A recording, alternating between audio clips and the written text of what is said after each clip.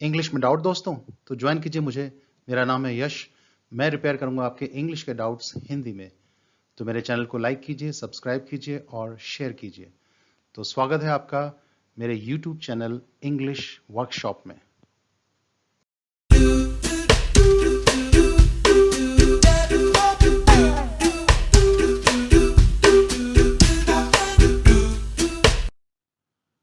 English workshop में आज हम करते हैं clauses, noun clause, adjective clause और एडवर्ब क्लॉज। तो शुरू करते हैं आज का सफर। सबसे पहले आपके लिए एक टेस्ट। तो आपको यहां पॉज लेना है, इन सेंटेंस को देखना है, बताना है क्लॉज कहां पर है और वो क्लॉज कौन सा है, नाउन क्लॉज, एडजेक्टिव क्लॉज या एडवर्ब क्लॉज। तो कुछ सेंटेंसेस ये हैं और कुछ सेंटेंसेस ये हैं। तो ये आपको देखने हैं, बाकी हम आगे बढ़ेंगे।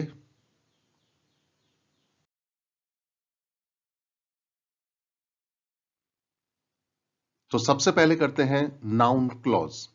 इसे करने से पहले आपको यह स्पष्ट होना चाहिए कि नाउन क्या होता है, एक सेंटेंस में कहां कहां पर आता है, वर्ब के सब्जेक्ट के रूप में, वर्ब के ऑब्जेक्ट के रूप में। देखिए कैसे। आई एक्सपेक्ट प्रमोशन, तो मैं प्रमोशन की अपेक्षा करता हूं। प्रमोशन यहां पर नाउन है और एक्सपेक्ट वर्ब का ऑब्जेक्ट है। तो यहां ऑब्जेक्ट के रूप में नाउन है, एक सिंगल शब्द।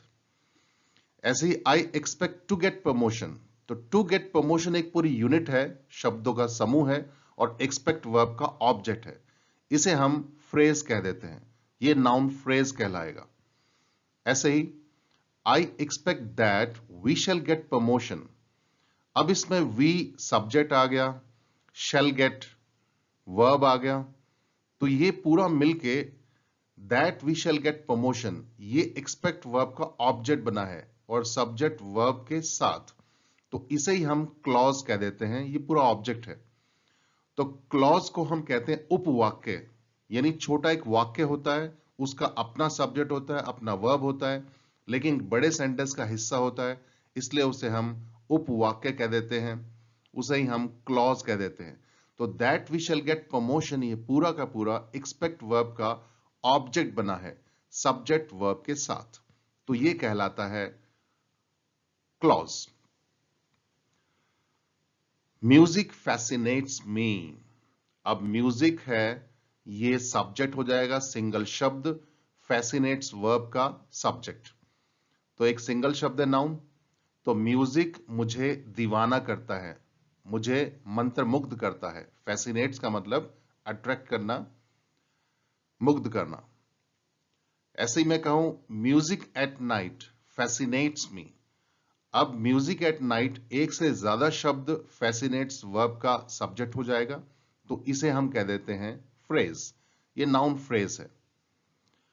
ऐसे ही that you can play music fascinates me, कि तुम संगीत बजा सकते हो, ये मुझे मुग्ध करता है। तो इसमें यू सब्जेक्ट है, कैन प्ले वर्ब है और that you can play music ये पूरा का पूरा सब्जेक्ट वर्ब के साथ फैसिनेट्स वर्ब का सब्जेक्ट बना है पूरा का पूरा। तो ये सब्जेक्ट जो काम कर रहा है इसे ही हम क्लॉज कह देते हैं, तो ये बन जाता है नाउन क्लॉज। तो उपवाक्य सब्जेक्ट वर्ब के साथ, फैसिनेट्स वर्ब का सब्जेक्ट है पूरा का पूरा। तो हम कह सकते हैं a noun clause is a group of words with a subject and a verb and plays the role of a noun. तो नाउन क्लॉज क्या होता है, शब्दों का वो समूह होता है जिसका अपना सब्जेक्ट अपना वर्ब होता है और पूरा का पूरा मिलकर नाउन का काम करता है, या तो वर्ब का सब्जेक्ट बनता है या वर्ब का ऑब्जेक्ट बनता है। तो आगे बढ़ते हैं।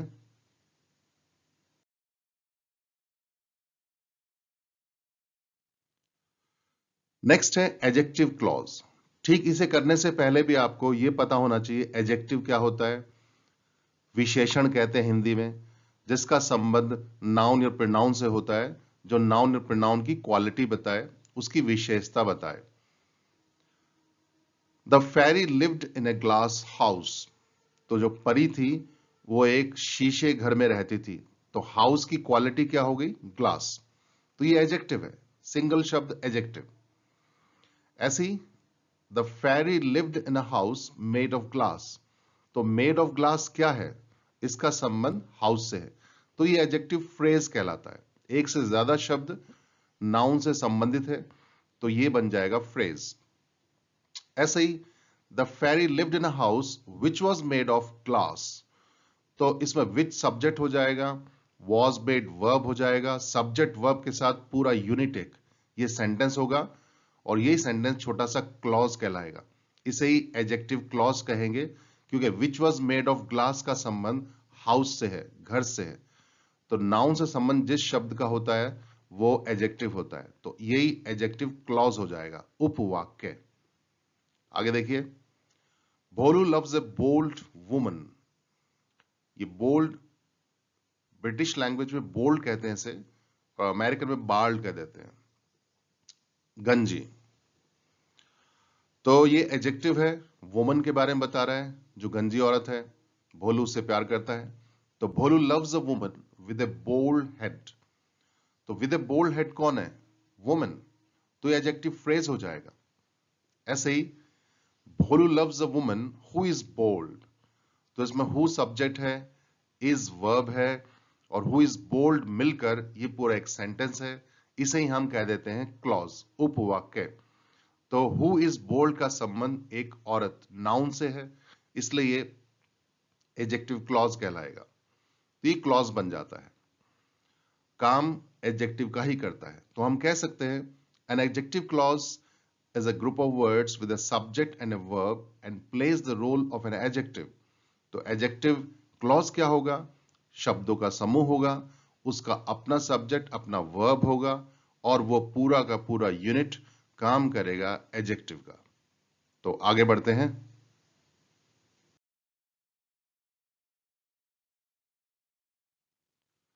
नेक्स्ट है एडवर्ब क्लॉज। तो इसे करने से पहले भी आपको एडवर्ब का पता होना चाहिए। एडवर्ब का संबंध सभी भाषाओं में केवल वर्ब से होता है। वर्ब यानी जो एक्शन, कैसे हुआ, कब हुआ, कहां हुआ, ये बताता है। देखिए कैसे, the man was walking here. तो आदमी यहां चल रहा था। तो यहां आदमी नहीं था, चल रहा था। हियर का संबंध वॉज वॉकिंग से है। तो ये आपको क्या बताता है? वेयर, कहां, तो प्लेस को शो करता है। ऐसे ही the man was walking on the footpath. तो ऑन द फुटपाथ मिलकर शब्दों का समूह है, इसका संबंधी वॉज वॉकिंग से है, वर्ब से। तो ये एडवर्ब फ्रेज कहलाता है। और ऐसे ही the man was walking where the bomb exploded. तो वेयर के बाद बॉम्ब सब्जेक्ट है, इसमें एक्सप्लोडेड वर्ब है। तो सब्जेक्ट वर्ब के साथ ये वेयर द बॉम्ब एक्सप्लोडेड, ये पूरी की पूरी यूनिट एक क्लॉज कहलाएगी और ये एडवर्ब क्लॉज कहलाएगा क्योंकि इसका संबंध वॉज वॉकिंग वर्ब से है। तो इसे हम क्लॉज कह देते हैं। तो हियर सिंगल शब्द, इसका question where. On the footpath, इसका क्वेश्चन भी वेयर, ये ग्रुप ऑफ वर्ड्स है, फ्रेज। लेकिन where the bomb exploded subject verb के साथ पूरा पूरा एक सेंटेंस है। इसे ही हम उपवाक्य यानी क्लॉज कह देते हैं। काम करेगा एडवर्ब का ही। The ring leader lectured yesterday. तो रिंग लीडर होता है गुंडों का बदमाश, उसने कल लेक्चर दिया। तो कब दिया? यस्टरडे। तो यस्टरडे का संबंध लेक्चर देने से है, वर्ब से है, तो ये एडवर्ब है। ऐसे ही the ring leader lectured last night. अब लास्ट नाइट दो शब्दों का समूह हो गया, तो ये बन जाएगा एडवर्ब फ्रेज। और the ring leader lectured when everyone arrived. तो एवरीवन सब्जेक्ट है, अराइव्ड वर्ब है और व्हेन एवरीवन अराइव्ड ये पूरी की पूरी यूनिट ये क्लॉज कहलाएगी। तो ये एडवर्ब क्लॉज हो जाएगा। शब्दों का समूह है सब्जेक्ट वर्ब के साथ। तो यस्टरडे ये बताता है कब, लास्ट नाइट भी कब, समय बताता है, व्हेन एवरीवन अराइव्ड तो ये भी बताता है कब। तो ये सारे समय को बताते हैं, तो एडवर्ब ऑफ टाइम हो जाएंगे। तो हम कह सकते हैं an adverb clause is a group of words with a subject and a verb and plays the role of an adverb. तो एडवर्ब क्लॉज क्या होगा? शब्दों का एक समूह होगा जिसका अपना सब्जेक्ट अपना वर्ब होगा और काम करेगा पूरा का पूरा मिलकर एडवर्ब का। तो आगे बढ़ते हैं।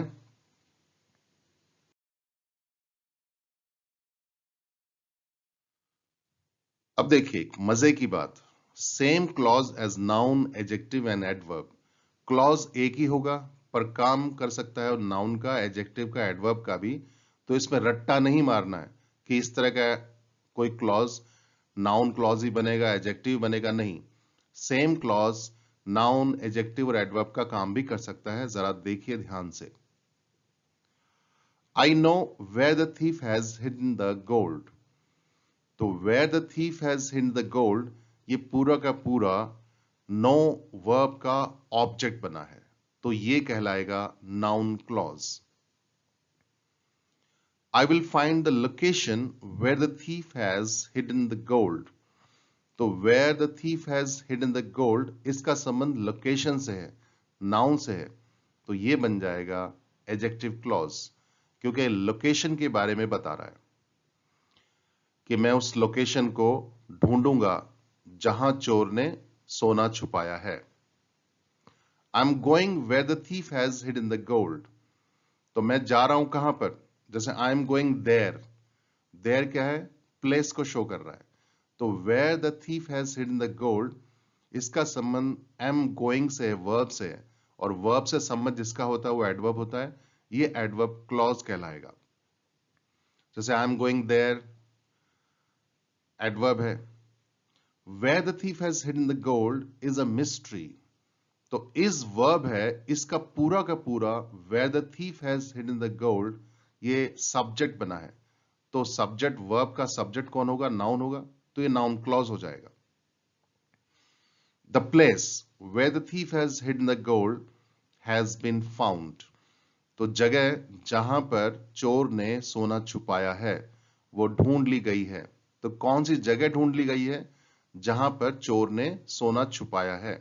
तो where the thief has hidden the gold, इसका संबंध प्लेस से है, नाउन से है, तो ये बन जाएगा adjective clause. The police are asking where the thief has hidden the gold. तो पुलिस पूछ रही है क्या? क्या का मतलब आर आस्किंग जो वर्ब है इसका पूरा का पूरा ये ऑब्जेक्ट बना है, तो ये बन जाएगा नाउन क्लॉज। आस्किंग जो वर्ब है, ट्रांजिटिव वर्ब है, इसका ऑब्जेक्ट बना है। जैसे the police are asking his name, the place, तो प्लेस की जगह पर पूरा का पूरा where the thief has hidden the gold, ये आस्किंग वर्ब का ऑब्जेक्ट बन गया, तो नाउन क्लॉज हो गया। Can you tell me where the thief has hidden the gold. तो can you tell me your name, तो मी भी ऑब्जेक्ट है, योर नेम भी ऑब्जेक्ट है। ठीक, योर नेम की जगह can you tell me where the thief has hidden the gold, ये भी नाउन क्लॉज होगा, ये डायरेक्ट ऑब्जेक्ट होगा। तो टेल वर्ब दो ऑब्जेक्ट लेती है, मी भी ऑब्जेक्ट है, where the thief has hidden the gold ये भी ऑब्जेक्ट है, ये डायरेक्ट ऑब्जेक्ट हो जाएगा, मी इनडायरेक्ट ऑब्जेक्ट हो जाएगा, और ऑब्जेक्ट हमेशा नाउन होता है, तो ये नाउन क्लॉज है। The dog is leading the police where the thief has hidden the gold. तो कुत्ता पुलिस को वहां ले जा रहा है जहां पर चोर ने सोना छुपाया है, तो उस जगह ले जा रहा है। The dog is leading the police there, यानी कि प्लेस, तो ये एडवर्ब ऑफ प्लेस हो जाएगा, एडवर्ब क्लॉज है यहां पर। तो देखिए एक ही क्लॉज है where the thief has hidden the gold, लेकिन इसको पूरे सेंटेंस में फंक्शन देखना होता है कि कौन सा फंक्शन प्ले कर रहा है, नाउन का, एडजेक्टिव का या एडवर्ब का। इसलिए रट्टा नहीं मारना है कि बस वेयर आ गया तो मैं सोचूंगा सिर्फ एडवर्ब क्लॉज ही बनेगा, ऐसा नहीं है। तो आगे बढ़ते हैं।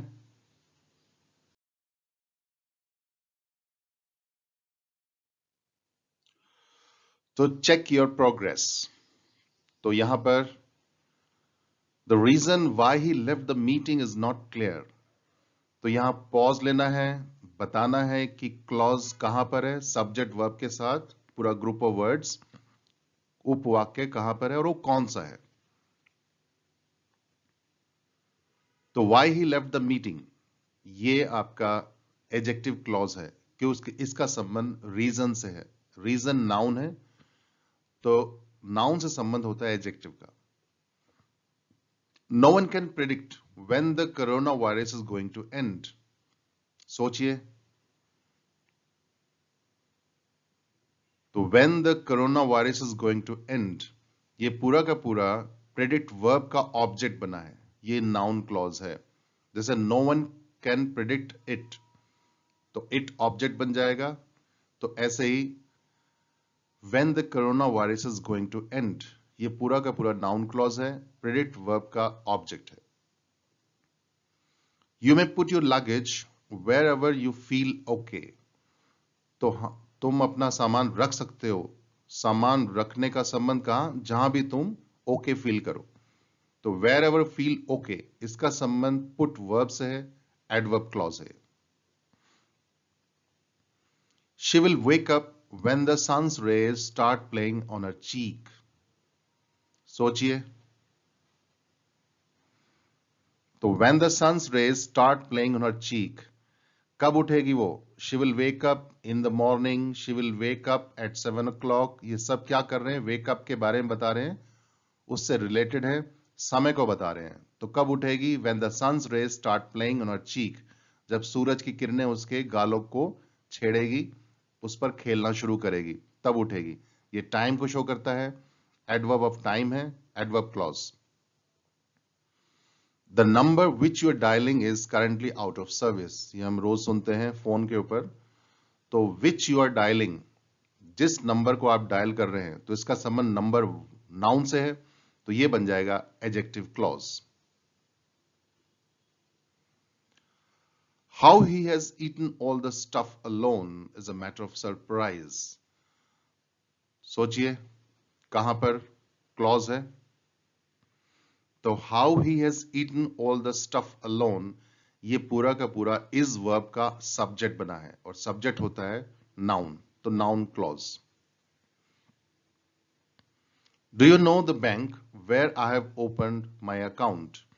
क्या तुम उस बैंक को जानते हो जहां पर मैंने अपना खाता खुलवाया है? तो where I have open my account, इसका संबंध बैंक से है, बैंक नाउन से, तो ये एडजेक्टिव क्लॉज हो जाएगा। He forgets his own name and number when he drinks too much, तो जब ये बहुत ज्यादा पी जाता है तो अपना नंबर, नाम सब भूल जाता है। तो when he drinks too much, तो कब भूल जाता है? When he drinks too much, तो ये समय को बता रहा है, एडवर्ब क्लॉज है, एडवर्ब ऑफ टाइम।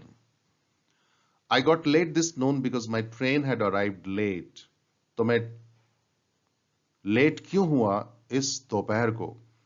क्योंकि मेरी ट्रेन लेट आई थी। तो क्योंकि मेरी ट्रेन लेट आई थी, इसका संबंध लेट हो जाने से, तो ये बन जाएगा एडवर्ब क्लॉज। ये रीजन बता रहा है कि मैं लेट क्यों हुआ, तो रीजन शो करने वाला जो क्लॉज होता है वो एडवर्ब क्लॉज होता है, adverb of reason. The people who struggle and work hard do not brag. तो जो लोग संघर्ष और मेहनत करते हैं वो कभी अपना बखान नहीं करते। तो who struggle and work hard, ये पूरा का पूरा क्लॉज है, इसका संबंध हो जाएगा पीपल से, नाउन से, तो बन जाएगा adjective clause. I hope that you are all going to succeed in the mission. तो that you are all going to succeed in the mission, ये पूरा का पूरा ऑब्जेक्ट है होप वर्ब का, और ऑब्जेक्ट क्या होगा? Noun clause. Since this is your first mistake, I forgive you। तो चूंकि यह तुम्हारी पहली गलती है, मैं तुम्हें माफ करता हूं। तो मैं तुम्हें माफ करता हूं चूंकि ये तुम्हारी पहली गलती है, रीजन है ये, तो ये एडवर्ब ऑफ रीजन, तो एडवर्ब क्लॉज हो जाएगा। इसका संबंध forgive वर्ब से है। When I was a child, my mind used to have a lot of questions। तो when I was a child, जब मैं बच्चा था, उस वक्त की बात बता रहा है, मेरे मन में बहुत सारे सवाल हुआ करते थे। तो यहां पर टाइम को शो कर रहा है, एडवर्ब ऑफ टाइम, यानी ये एडवर्ब क्लॉज है। Our professor explained how this pandemic had come into being। तो हमारे प्रोफेसर ने पूरा एक्सप्लेन किया कि कैसे ये महामारी अस्तित्व में आई। तो how this pandemic had come into being, ये पूरा का पूरा explained verb का object है, तो ये noun clause हो जाएगा. Do you still remember the hospital where you were born? क्या तुम्हें अब भी याद है वो हॉस्पिटल जहां तुम पैदा हुए थे? तो कहां पर? उस हॉस्पिटल के बारे में बता रहा है, तो हॉस्पिटल नाउन हो जाएगा और वेयर यू वर बोर्न ये पूरा का पूरा एडजेक्टिव क्लॉज हो जाएगा. इसका संबंध हॉस्पिटल नाउन से है. We are sure that the consequences will be fatal. That the consequences will be fatal. ये पूरा का पूरा नाउन क्लॉज है. We are sure के बाद आया हुआ clause noun clause. The princess happened to meet a girl whose eyes were magical.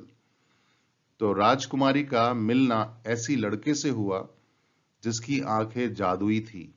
तो किसकी आंखें जादुई थी? लड़की की. तो इसका संबंध गर्ल नाउन से है, ये बन जाएगा adjective clause. Wherever you find true love, you will find God. तो भगवान कहां मिलेगा? जहां तुम्हें सच्चा प्यार मिलेगा, उस जगह को बता रहा है, प्लेस. तो एडवर्ब क्लॉज हो जाएगा. Adverb of place, adverb clause. इसका संबंध विल फाइंड से है. तो ये थे आपके तीनों clauses, noun clause, adjective clause और एडवर्ब क्लॉजेस.